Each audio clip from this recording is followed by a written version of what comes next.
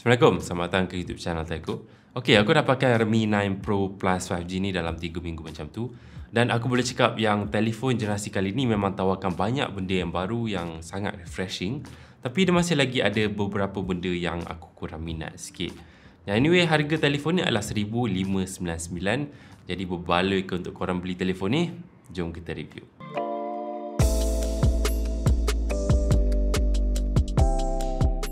Alright, so beberapa jam pertama aku guna Redmi 9 Pro Plus 5G, aku dah rasa yang phone ni bukan seperti phone Redmi yang sebelum ni.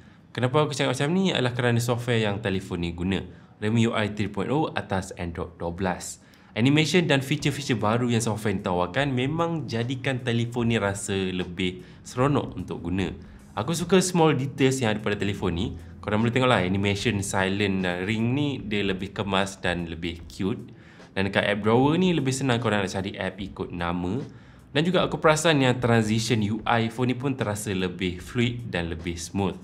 Yang lagi best adalah customization yang phone ni tawarkan. Macam-macam boleh customize. Korang boleh customkan theme telefon ni ikut color wallpaper. Dan jadi nampak lebih seragam lah color telefon tu. Dan korang juga boleh custom always on display. Korang boleh lukis sendiri so that telefon tu ada macam personal touch sikit. Dan disebabkan di Android 12 dia ada feature tambahan untuk korang punya privacy. Korang boleh offkan access mic dan kamera secara manual. Dan phone ni juga akan bagi tahu bila kamera sedang digunakan dengan dot kat bahagian atas ni. Jadi dari segi software telefon ni memang aku cukup puas hati. So sekarang kita nak sembang pasal dia punya hardware. Redmi 9 Pro Plus 5G ni dia datang dengan reka bentuk yang kemas. Panel belakang dia nampak simple dan cantik. Aku suka modul kamera dia yang berbentuk petak ni. Dia tak ada tulisan yang tak penting macam AI kamera ke yang kebanyakan phone lain ada. Dia just ada 50MP OIS. Settle, nampak kemas. Dan aku suka juga yang phone ni masih lagi kekalkan panel belakang yang melengkung sikit. Jadi bila korang pegang tu memang rasa lebih selesa. Dan warna hijau Aurora Green yang aku guna ni pun nampak cantik. Pada masa yang sama masih kekalkan feeling premium. Tapi satu benda yang aku tak suka pada design telefon ni adalah pada bahagian depan. Kalau kita tengok dari atas ni memang nampak okey, tapi kat bahagian bawah ni dia datang dengan dagu yang agak tebal. Sejujurnya waktu aku guna secara menegak macam nak scroll Twitter ke Facebook ke memang aku tak kisah.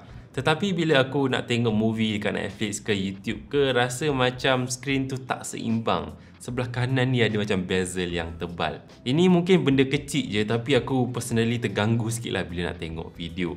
Anyway, bercakap pasal dia punya skrin, sepanjang aku guna dalam 3 minggu ni aku tak ada komplain pasal kualiti skrin. Skrin Super AMOLED yang phone ni guna memang cantik, warna yang pekat, color accuracy pun cukup bagus. Saiz 6.4 inci yang phone ni tawarkan pun dah cukup besar lah untuk kegunaan harian aku. Dan bercakap pasal dia punya brightness, skrin dia cukup selesa untuk guna dalam dan juga luar rumah. Walaupun dia bukan yang paling terang dalam segmen dia. Skrin phone ni juga support refresh rate 90Hz yang jadikan dia lebih lancar dan lebih sedap nak guna. Tapi dia bukan 120Hz seperti yang ada pada pesaing dia. Tapi personally lepas aku guna dalam 3 minggu ni, aku rasa yang smoothness software dia plus 90Hz bagi aku dah cukup memuaskan. Okey, Realme marketkan telefon ni sebagai sebuah telefon dengan kamera next level. Sebab dia adalah telefon mid-range pertama yang gunakan sensor kamera flagship, iaitu sensor Sony IMX766 yang korang boleh jumpa pada telefon flagship macam Xiaomi 12, Redmi GT2 Pro dan sebagainya. So betul ke bagus kamera dia? Ini yang aku rasa.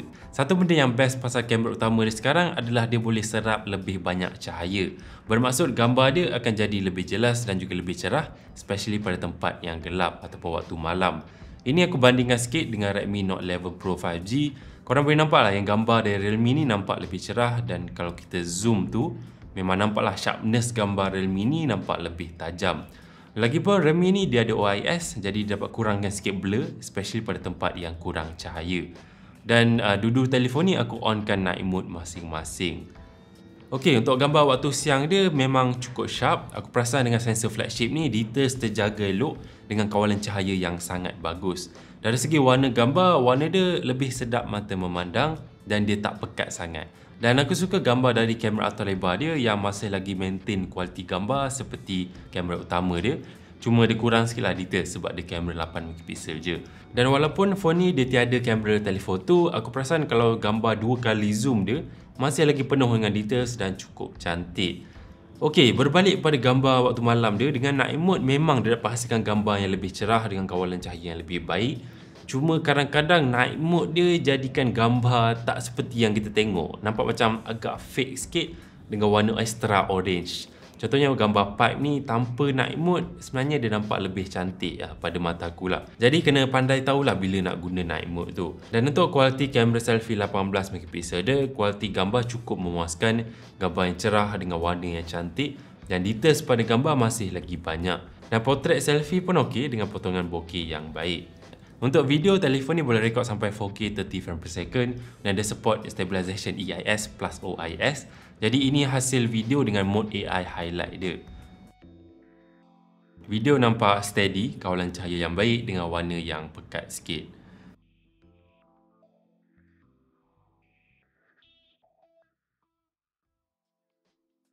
Jadi secara ringkas, yes, sensor kamera flagship dia memang cukup bagus. Anyway, sekarang aku nak cakap pasal dia punya bateri. Saiz dia 4500 mAh. Aku dapat guna dalam sehari lebih sikit. Aku dapat screen on time sekitar 9 ke 10 jam. Dan korang jangan risaulah pasal bateri dia sebab dia support fast charging yang cukup laju, iaitu SuperDart 60W yang dapat full charge daripada 0 ke 100 dalam masa 35 minit macam tu. Jadi 35 minit charging dapat guna dalam satu hari lebih, memang cukup mantap. Okey, bercakap pasal dia punya performance, phone ni gunakan chipset MediaTek Dimensity 920 5G. Yes, chipset MediaTek, tetapi MediaTek yang ramai orang suka sebab lineup Dimensity ni sejak diperkenalkan memang ada reputasi yang sangat bagus. Sepanjang aku guna telefon ni, prestasi dia aku boleh cakap memang cukup lancar dan memang okey lah untuk pengguna harian korang. Untuk multitasking pun memang cukup selesa sebab dia ada RAM yang besar iaitu 8GB dan juga dia ada tambahan virtual RAM sampai 5GB. Dan aku main game guna phone ni pun cukup selesa, siap dapat frame rate 60 dekat game PUBG. Dan phone ni juga dia kurang panas disebabkan dia ada vapor chamber cooling system. Dan untuk feature-feature lain dia, phone ni dia ada sensor cap jari dalam skrin yang cukup laju. Phone ni juga ada support 5G, Wi-Fi 6 dan juga Bluetooth 5.2. So semua yang paling latest lah. Dan juga phone ni juga dia ada dual stereo speaker, satu kat bahagian bawah ni dan satu dekat bahagian atas dekat earpiece dia. Dan audio dia bagi aku memang seimbang lah. Bahagian atas ni pun cukup kuat. Dan aku perasan Dolby Atmos dia memang memainkan peranan yang sangat bagus. Korang memang dapat rasa lah audio depth dia. Memang cukup sedap untuk dengar lagu dan juga tengok movie. Redmi 9 Pro Plus 5G ni juga dia ada haptic feedback yang bagi aku memang cukup sedap untuk segmen mid-range. Bila korang guna keyboard ataupun guna gesture, haptic feedback dia rasa lebih tajam dan lebih crispy. Alright, jadi itu dia pasal Redmi 9 Pro Plus 5G. Sejujurnya aku tak ada banyak sangat komplain pasal telefon ni. Aku rasa dia memang sebuah telefon mid-range yang agak solid lah. Cuma harga dia boleh kata agak tinggi sikit. Tapi aku faham kenapa harga dia macam tu. Sebab kali ni memang banyak upgrade yang baru termasuk sensor kamera flagship tu. Jadi dengan harga dia memang kenalah dengan specs yang ditawarkan. Jadi macam mana? Berbala ke tak? Boleh komen sikit, berikan pendapat korang, like video ni kalau korang suka, subscribe to channel Teku kalau belum lagi dan jumpa lagi lah pada video yang akan datang. Stay safe, hati-hati, sentiasa happy. Bye bye.